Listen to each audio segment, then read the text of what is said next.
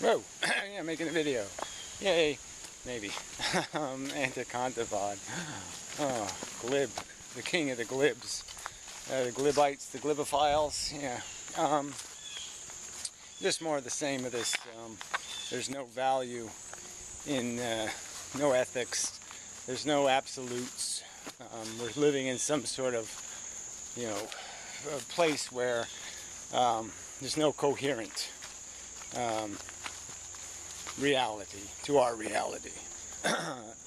And this has to be premised on some sort of notion that my personal experience tells me nothing about reality. That somehow the idea of recognizing that I'm a sentient organism trying to find comfort or seeking it because it's intrinsically desirable, sensible, rational, reasonable to not be in pain, to not be suffering, to not be under aversive physiological sensations, to not be in that circumstance. Until we've invented drugstores for no rational reason. It's an irrational response to a miscalculation of the sensibility or obligation to fix being in a distressed or uncomfortable or sickly condition.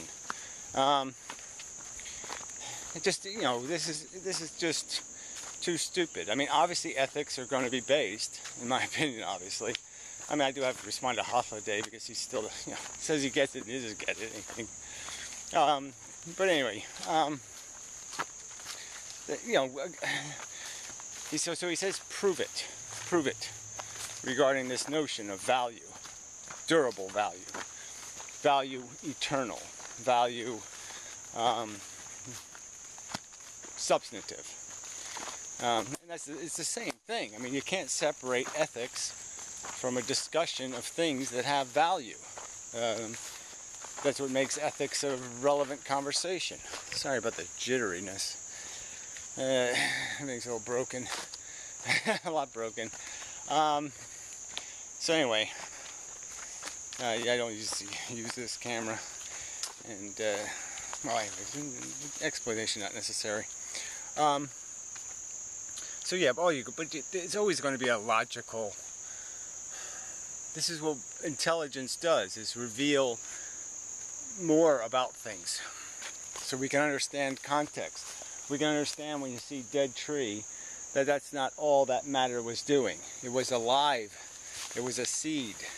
We can understand all of that, just as we can understand the context of sentience and the context of it in this material universe, and that the overt, glaring truth that the sentient, sensate organism is fundamentally distinct from rocks and other non-sentient things. Yeah, there's a huge distinction. And the distinction is in this capacity to create harm, which is an ethics word. First, do no harm. That's an ethical concept. And it's a perfectly rational, ethical concept. And he wants to just abolish all that, again, for what reason? I see no indication of the fragility, the weakness of the argument that sentience is significant, because I'm experiencing sentience. It's glaring to me that it means something if something horrible happens to me right here and I get hit by a tree, it terminates, and I am being slowly crushed to death, that suffering would be meaningful, and it would be sensible, rational, to create a system of ethics or something that would, if possible, prevent it from happening, but certainly do something to stop it from continuing. And that's all ethics intend to do, is to create systems of interaction, principles of interaction, that prevent unnecessary tree damage, or whatever you want to call it. Damage, harm, suffering. And that provide for this opportunity to satisfy your ambitions, to rectify your boredom. I guess that's what he has, a boredom problem. And he has to come up with rationalizations for the reckless bungee jumping or bullshit he wants to engage in to satisfy his boredom. The games he wishes to play with the welfare of other beings and other things to gain his gratification, to gain his profit, to do his flourishing. yeah, not protecting, not defending a position, but aggressively taking ground.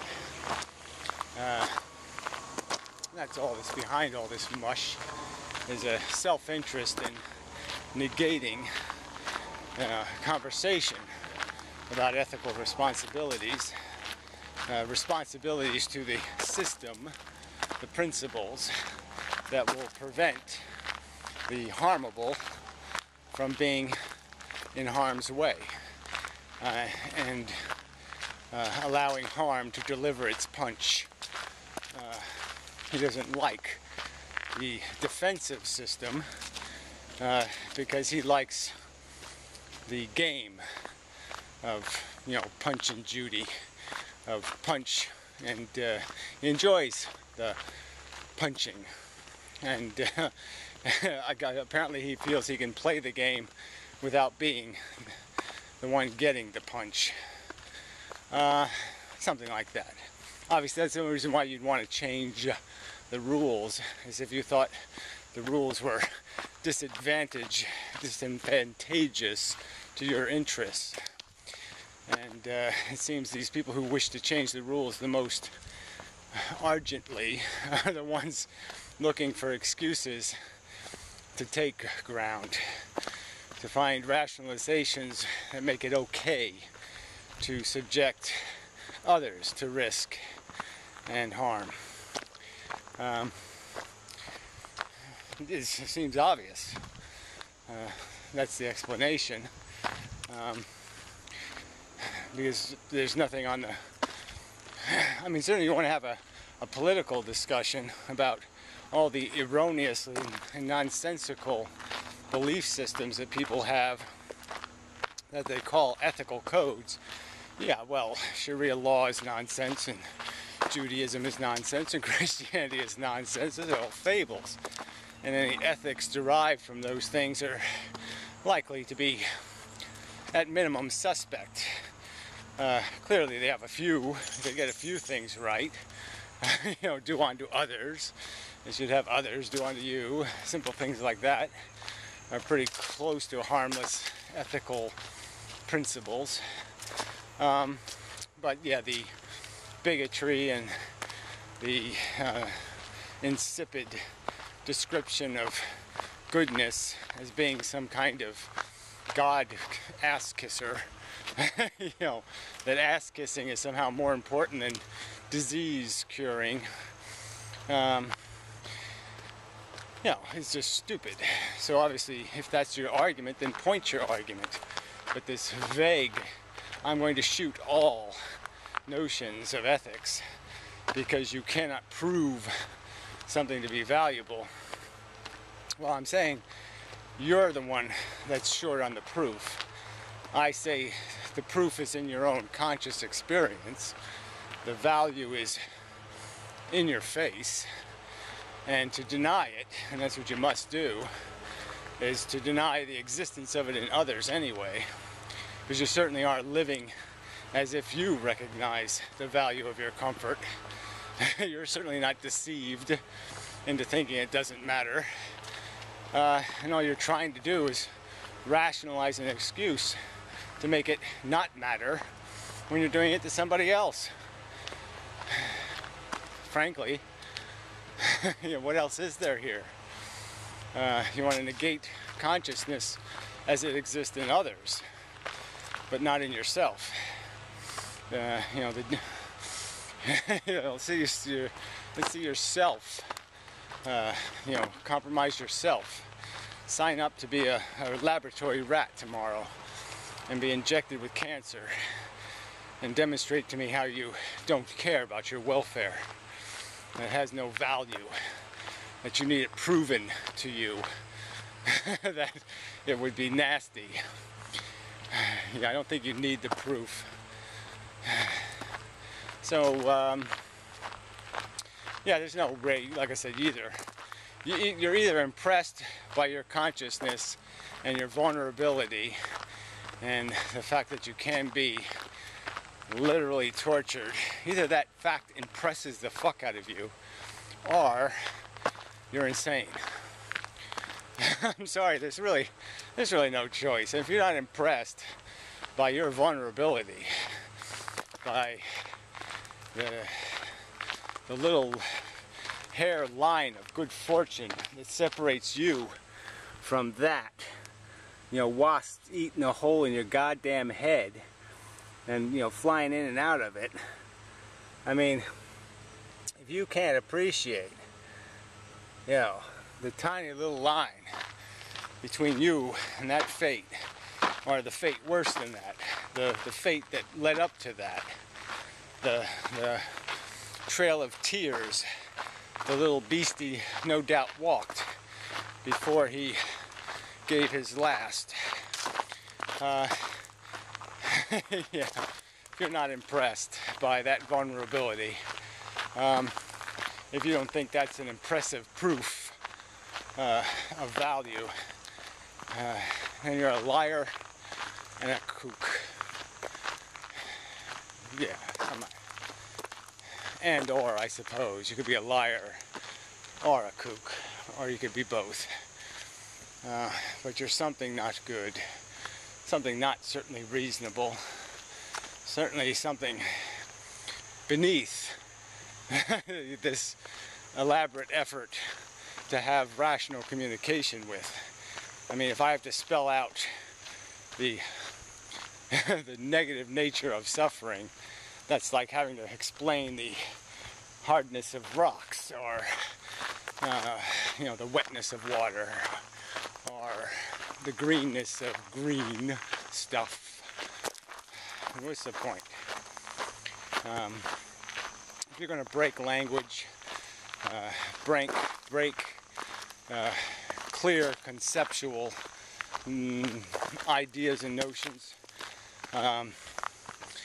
you know, abolish entire category of value, but clearly only that way, only value in that direction, not in this direction. Yeah, sorry, no sale.